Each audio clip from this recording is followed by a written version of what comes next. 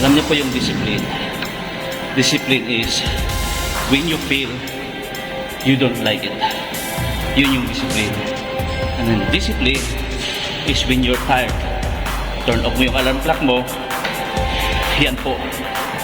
Karamihan na hindi po nagagawa ng maraming tao at bumabagsak sila tungkol dyan. Hindi ko po masasabi na ganun talaga ako. Hindi po ako hipikrito.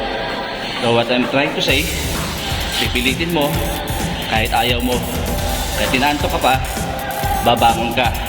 Kapag kahit hindi po magandang yung state of emotion, state of mind, tinatamad ka, hindi mo trip, hindi mo feel, ayaw mo, pipilitin mo, buhatin mo ang iyong mga paa. That's what we call discipline. Okay? Ganun po siya. So, kinakailangan po natin gawin. Tarahin. Mahirap sa mahirap, kulang ng buo. Alright? Ganyan po yan pagdating sa dito at maging po sa pag-abot po natin ng ating success. Who are in different company, it doesn't matter.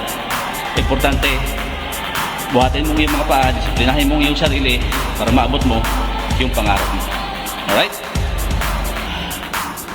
Ayos! No pain, no gain.